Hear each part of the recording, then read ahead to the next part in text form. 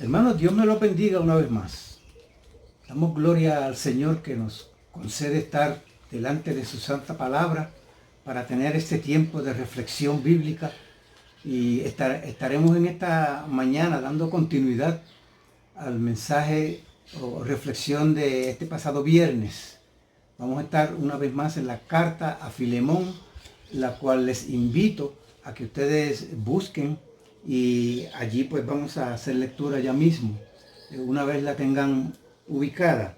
Filemón está inmediatamente antes de la carta a los hebreos, está inmediatamente después de las cartas pastorales, así que espero que puedan encontrar y ubicarse en sus Biblias para hacer referencia a ella en varios momentos de esta reflexión para ustedes.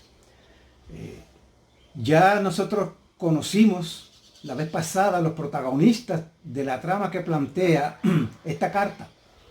Hablamos y vimos a Pablo, el apóstol, preso en la ciudad de Roma por causa del Evangelio de Jesucristo.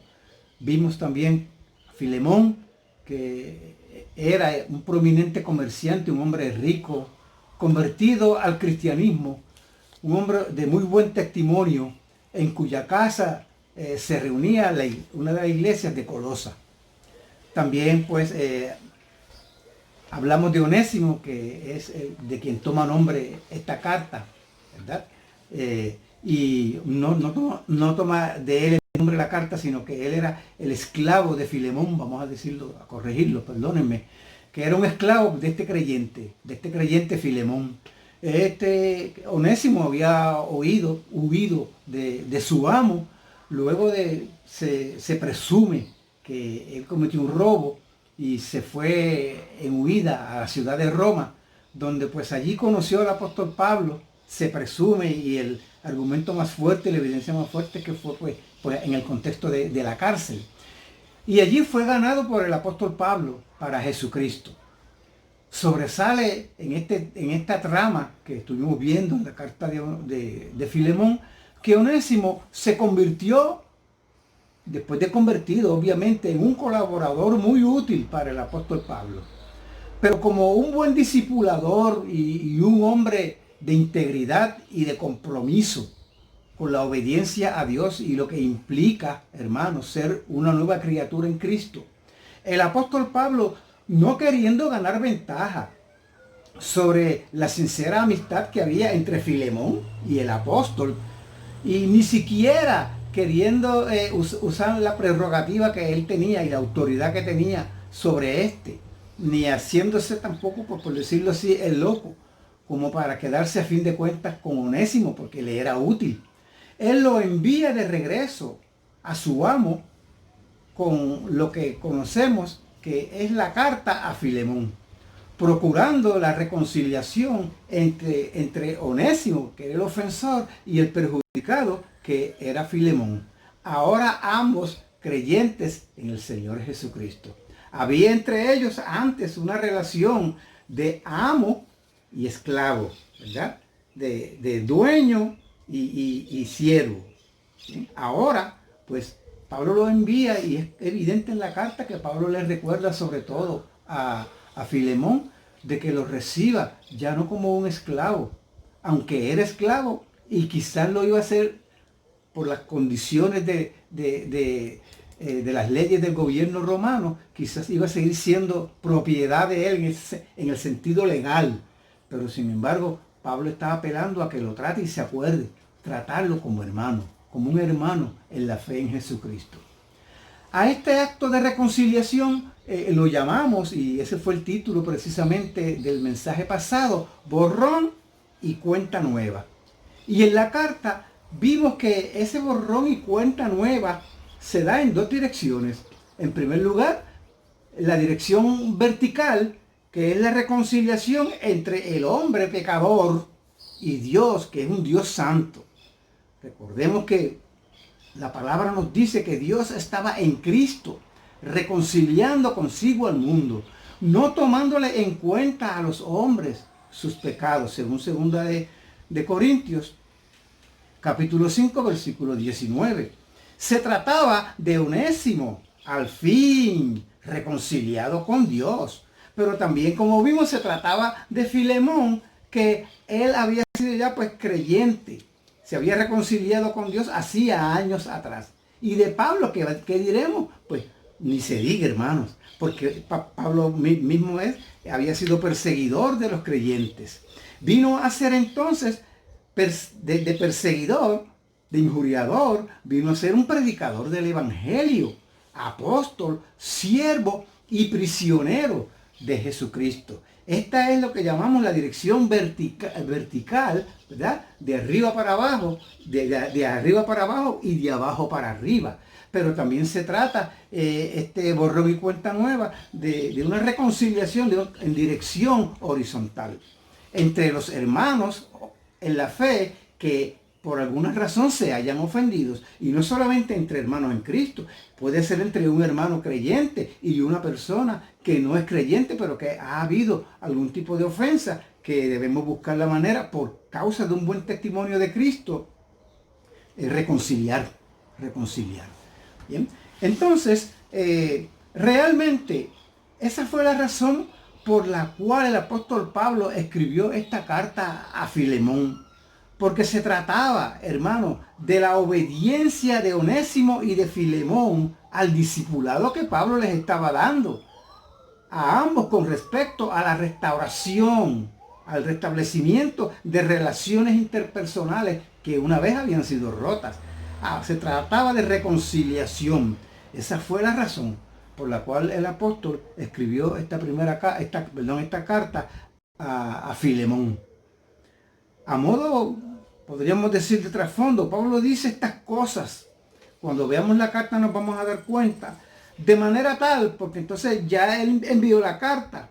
Sabemos, porque estamos trabajando en esta carta, porque esta carta aparece como registro de la Escritura, que aunque tiene que haber sido muy difícil para Onésimo, él fue y cumplió, ¿verdad?, en obediencia lo que el apóstol Pablo le había discipulado y le había indicado, que tú tienes que resolver esta situación con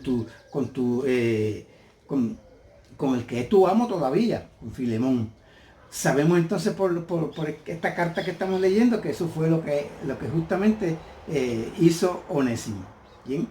Pablo dice estas cosas que dice entonces, se proyecta de manera tal en esta apelación que hace a Filemón, porque recuerden que la carta la lleva Onésimo, pero la carta no son las palabras de Onésimo, son la apelación que Pablo, ¿verdad?, como un reconciliador, podríamos decir así, pues escribió para que Onésimo la llevara.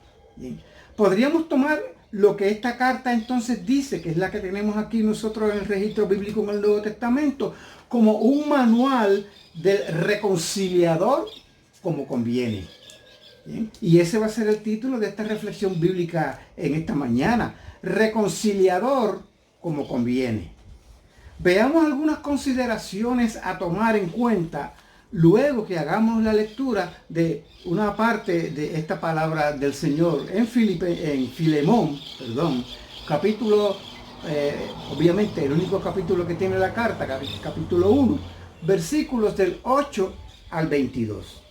Dice la lectura de la carta de esta manera, versículo 8 en adelante.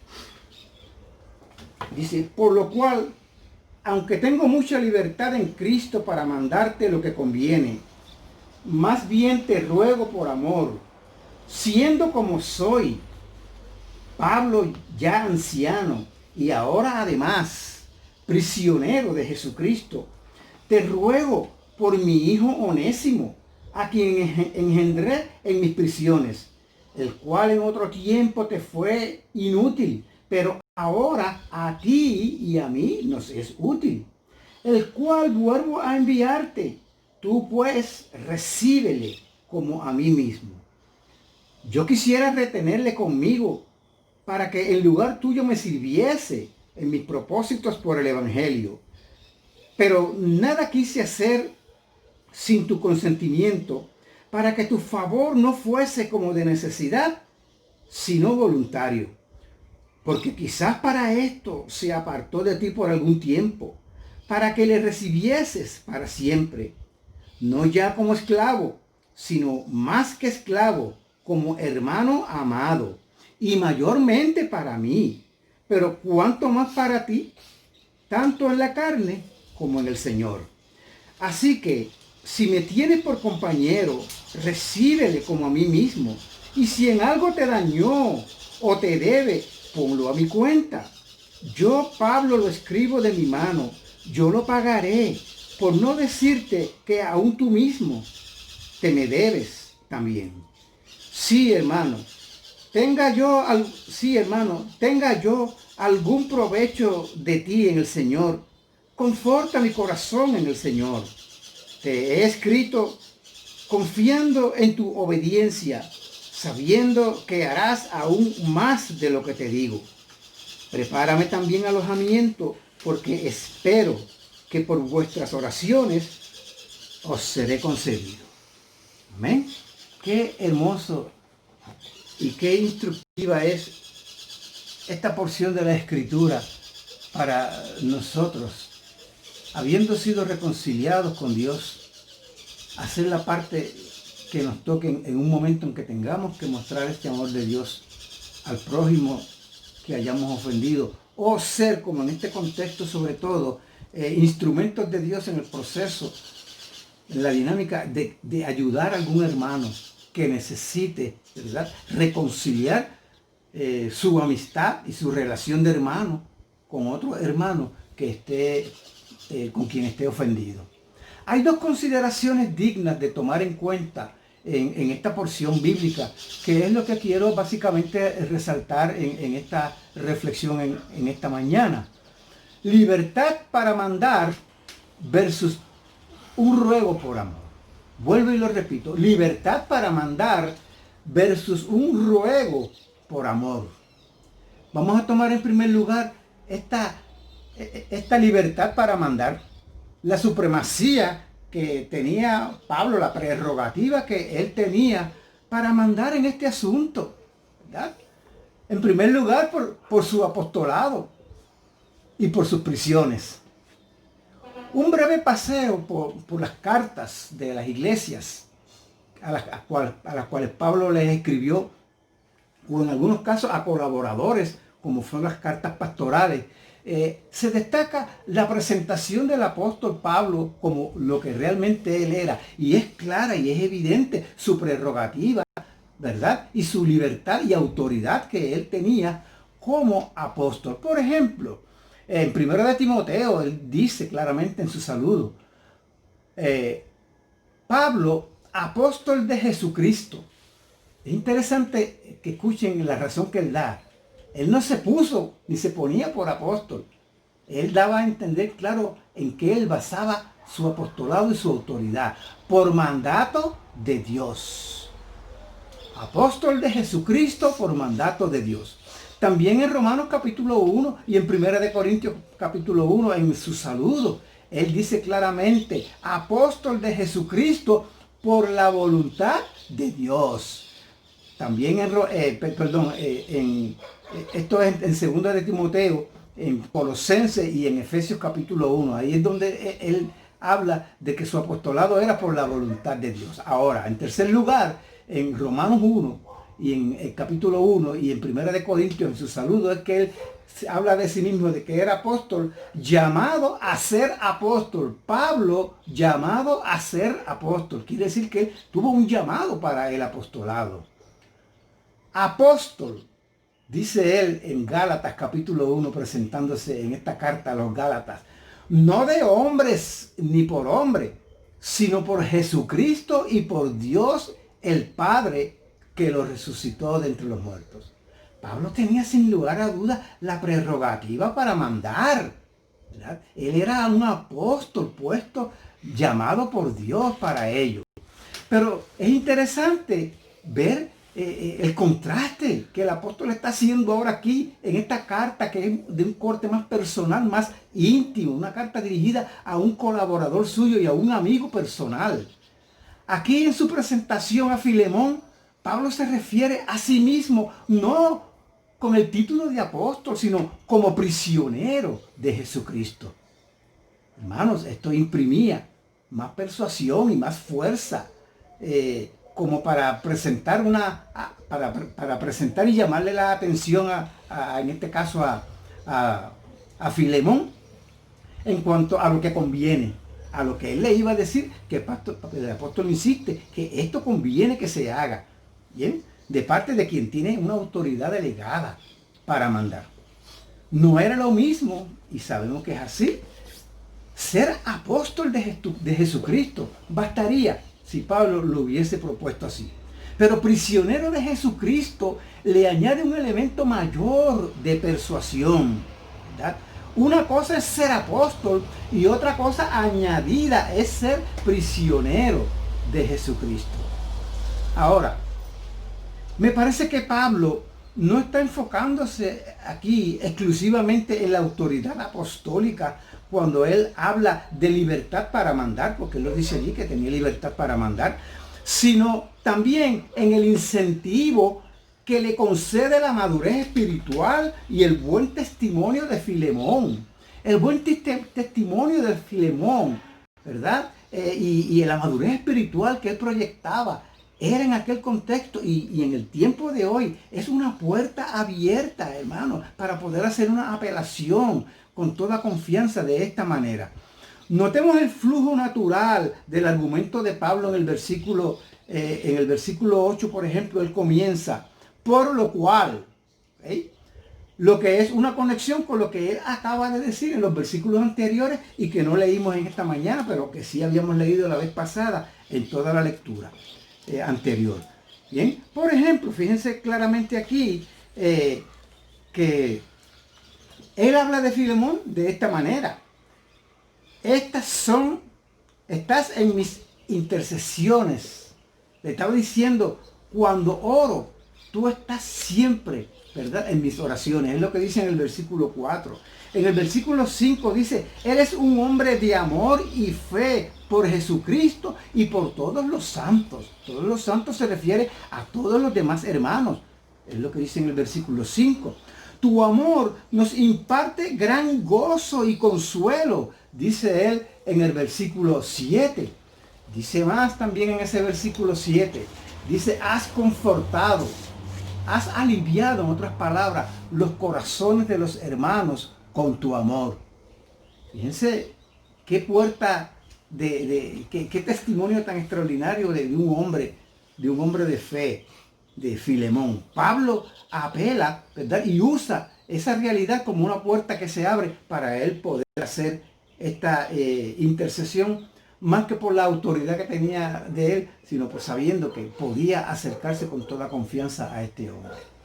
A modo de aplicación, amados y amadas, tu piedad y tu buen testimonio en Cristo debe ser un incentivo.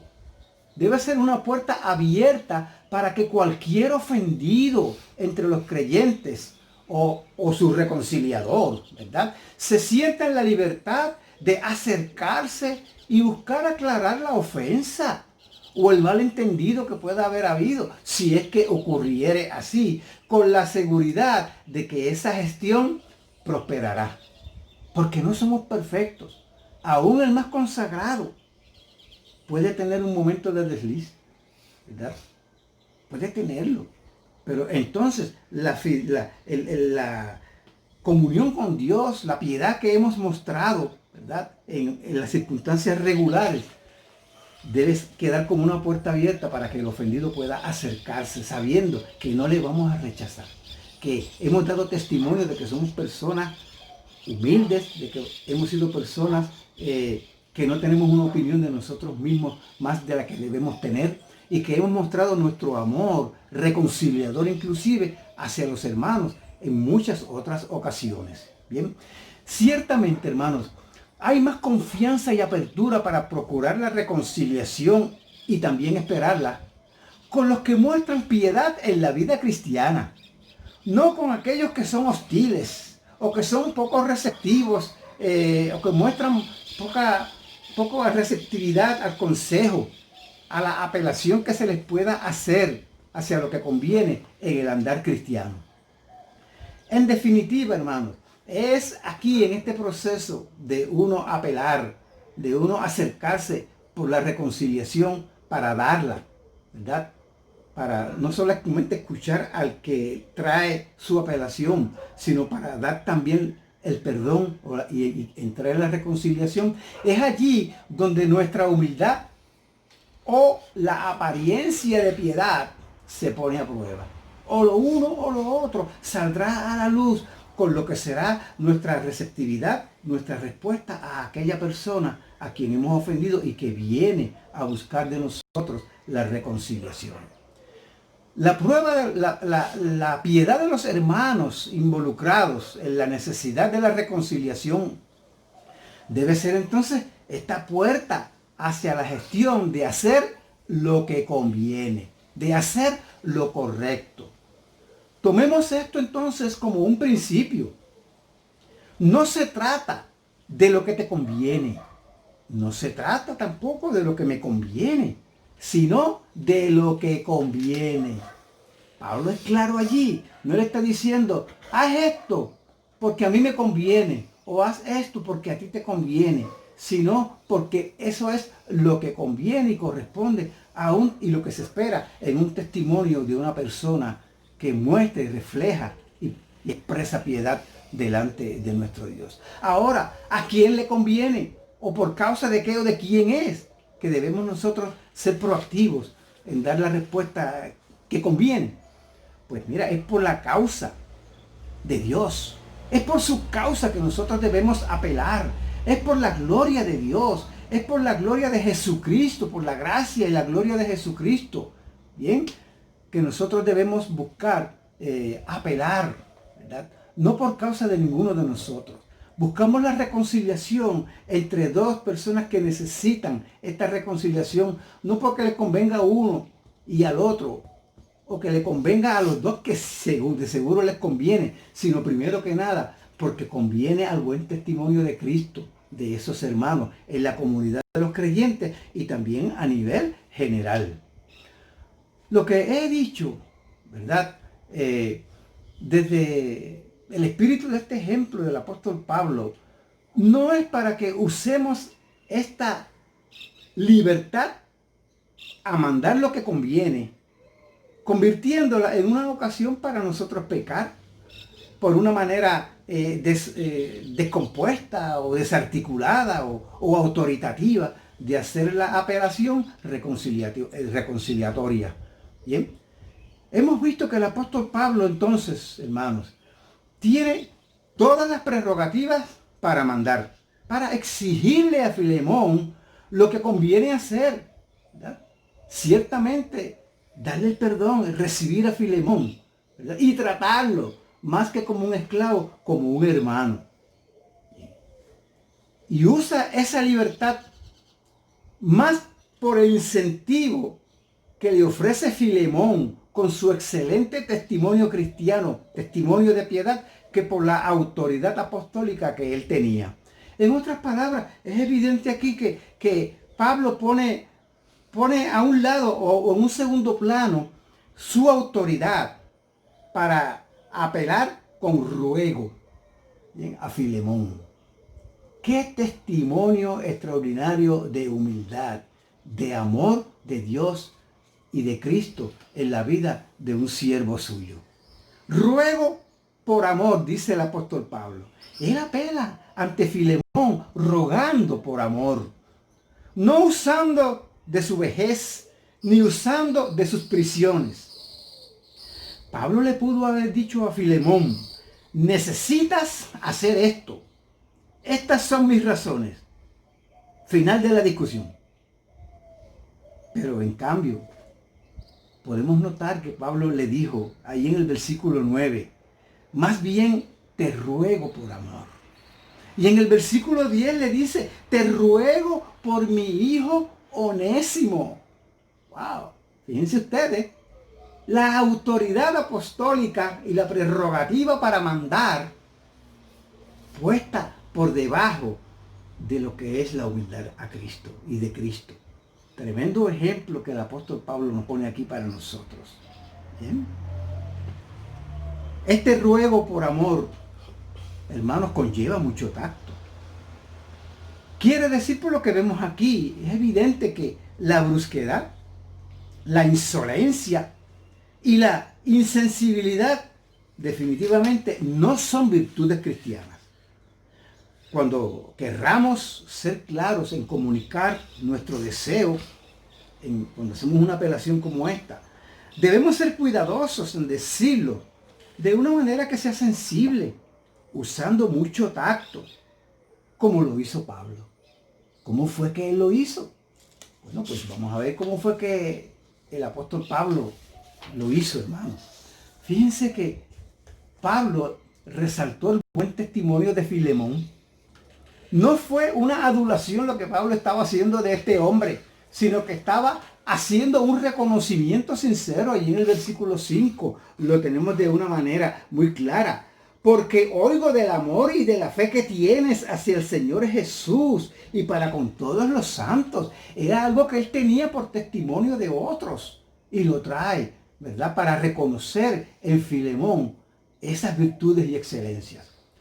Pablo mencionó la buena relación entre ambos, entre ellos, y el provecho personal del testimonio de su amigo Filemón, que es lo que tenemos en los versículos del 4 al 7, aquí en esta carta. ¿Bien? Pablo no interesaba salir como ganador a toda costa. Él no tenía intenciones de ser el ganador. No tenía una actitud triunfalista. De todas maneras, yo tengo que salirme con la mía porque yo soy el apóstol. Yo estoy sobre ti. Tú te me debes. De una manera, ¿verdad? En que la otra persona fuese, pues, si sintiera que su brazo le estaba siendo torcido, para Pablo salirse con la suya. No se trata de eso, sino de que las partes envueltas en la decisión quedaran satisfechas. Eso era lo que Pablo procuraba. Dice, pero nada quise hacer sin tu consentimiento, para que tu favor no fuese como de necesidad, sino voluntario. Es lo que dice en el versículo 14. Pablo nos enseña también en este proceso que debemos ser parte de la solución. Versículos 18 y 19 en la primera parte. El apóstol Pablo le dice a Filemón en la carta, y si en algo te dañó o te debe, ponlo a mi cuenta. Yo lo pagaré. Hasta ese punto estaba el apóstol Pablo dispuesto por amor a intervenir en este proceso reconciliador. En resumen, hermanos, este ruego por amor, conciliación entre ambos, es algo que aquí sobresale, que el apóstol nos muestra en la carta, que no debe ser así, que eso es algo que debemos nosotros evitar a toda costa. Bien, no somos enemigos, sino hermanos en Cristo en un conflicto, pero somos iguales en Cristo. Nos hemos ofendido por la razón que sea, pero somos hermanos en Cristo. Somos hermanos amados. Somos uno en una misma causa, la causa de Cristo. Cuando el ruego por amor es genuino en el intento de reconciliar relaciones personales en conflicto, hermanos, ciertamente se está rindiendo un tributo a la solidaridad cristiana. Fíjense que en el versículo 11 el apóstol Pablo dice, en el cual en otro tiempo te fue útil, te fue inútil, pero ahora a ti y a mí nos es útil. El apóstol está apelando a la solidaridad cristiana, un tributo a la solidaridad cristiana, pero también se rinde un tributo a la unidad entre los hermanos. En el versículo 12 el apóstol Pablo dice, el cual te vuelvo a enviarte. Tú pues, recíbele como a mí mismo. Se ve la unidad cristiana a la cual el apóstol está apelando aquí como un tributo, ¿verdad? En este proceso de reconciliación. Y lo tercero, se rinde un tributo a la unanimidad y a la identificación mutua como parte del cuerpo de Cristo que somos los creyentes.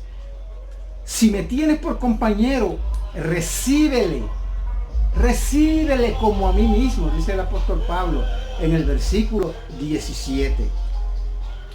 en la reconciliación o restauración o la apelación en favor de un tercero, donde hay relaciones fracturadas, hermanos, vemos que tanto la libertad para mandar como conviene, así como el ruego por amor, son prerrogativas genuinas.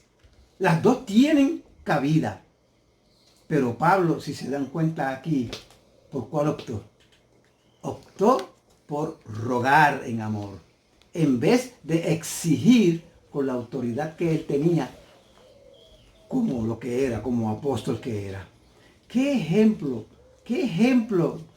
hermanos, de apelación piadosa tenemos nosotros aquí, con un espíritu de genuina mansedumbre. Por eso es que con igual convicción y autoridad el apóstol Pablo exhorta en 1 Corintios, capítulo 11 y versículo 1, sed imitadores de mí. Ahora, él tenía a quien imitar y por eso es que él lo dice. Por eso es y de quien lo aprendió. Como yo, así como yo, de Cristo. Él miró a Cristo. Él tuvo la reconciliación y valoraba por mucho este proceso de ser ahora un promotor de esa reconciliación entre dos ofendidos, porque él entendía lo que esto significaba. Cristo lo había reconciliado con el Padre, y ahora él tiene esta prerrogativa de también hacerlo con otras personas. ¿Cuál fue el ejemplo de Cristo? Que no solamente por el cual apeló el apóstol Pablo, sino que también lo vemos claro en todos los evangelios. ¿Cuál fue el ejemplo de Cristo? Hermanos, Cristo apeló al Padre desde la cruz, habiendo tenido en el momento de su arresto legiones de ángeles disponibles para él ejercer su autoridad, si él hubiese querido. Pero no era lo que convenía hacer en aquel instante, en el huerto de Getsemaní, cuando Cristo fue arrestado. Si él se hubiese tomado esa prerrogativa y ejercido esa autoridad que tenía sobre toda potestad y llamar legiones de ángeles para que le ayudaran, no estuviéramos aquí predicando el evangelio, ni tú siendo un beneficiario agradecido de esa gracia y misericordia que Dios ha tenido contigo. En cambio, él ni siquiera abrió su boca en un proceso de un juicio injusto como el que se le hizo. Optó desde la cruz por rogar con un ruego por amor, hermanos. Sabemos que una de las palabras de los ruegos claves que están en ese momento de la muerte de nuestro Salvador Jesucristo fue: Padre, perdónalos porque no saben lo que hacen. Ese fue un ruego de amor por los perdidos, según Lucas capítulo 23 y versículo 34. Previo a ese ruego en la cruz, Jesucristo había rogado al Padre por ti y por mí también, por su pueblo escogido. ¿Qué rogó el apóstol? ¿Qué rogó Jesús antes de ir a la cruz por ti y por mí? En Juan 17, versículo 11, en la segunda parte de ese texto, por ejemplo, dice: Padre Santo, a los que tú me has dado, guárdalos en tu nombre, para que sean uno, así como nosotros. Qué importante entonces este proceso de la reconciliación, porque el Señor oró al Padre para que esa reconciliación se diera y nos mantuviéramos siendo, ¿verdad?, una unidad. Y no solamente eso tenía un propósito en la oración del Señor Jesucristo, porque los versículos 21 al 23 en ese capítulo 17 de la oración de Jesús antes de ir a la cruz, dicen: para que todos sean uno, como tú, oh Padre, en mí y yo en ti. Que también ellos sean uno en nosotros, para que el mundo crea que tú me enviaste. La gloria que me diste yo les he dado, para que sean uno, así como nosotros somos uno. yo en ellos y tú en mí, para que sean perfectos en unidad. Y escuchen esto, hermano, para que el mundo conozca que tú me enviaste y que los has amado a ellos como también a mí me has amado. Qué importante era para Jesús, aún desde antes de ir a la cruz del Calvario, aún desde antes de hacer esta oración por los beneficiarios de esta salvación tan grande, desde los tiempos eternos en el plan eterno de Dios, este proceso de la reconciliación. Para eso Él vino, para buscar y salvar a los que estábamos perdidos con relación a Dios. ¡Wow! Para traernos a la presencia del Señor.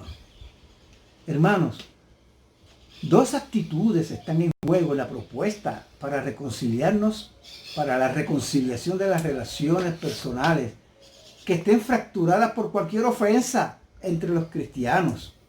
De una parte, vemos el rogar por amor, que es lo que nos dice el versículo 9. Y de por otra parte, la obediencia a ese ruego que hacemos, que aparece en el versículo 21. Te he escrito confiando en tu obediencia, diciendo Pablo en la carta, ¿verdad?, a Filemón. Te he escrito confiando en tu obediencia, sabiendo que harás aún más de lo que te digo. Dios espera de nosotros también que seamos reconciliadores, que procuremos estar en paz los unos con los otros, que seamos instrumentos en las manos de Dios para ayudar a los hermanos débiles, para aquellos que están ofendidos y no encuentran la manera de reconciliarse entre ellos, habiendo sido reconciliados por Dios. Tenemos que pedir a Dios mucha gracia y orar mucho, porque de eso depende en una buena medida el que otros vengan a los pies de Cristo al ver el buen testimonio nuestro, o rechazar el testimonio de hermanos que se andan peleando, que se andan odiando, que se andan uno por un lado y otro por otro, diciendo a la vez que somos de Cristo. Qué gran reto tenemos delante de nosotros en esta mañana. Qué tributo, hermanos, a la gracia de Dios tenemos para dar por delante. Qué contribución tenemos a la unidad cristiana. Qué testimonio, hermanos, para que otros lleguen a creer en Cristo y ser verdaderamente salvos. Amén. Amén.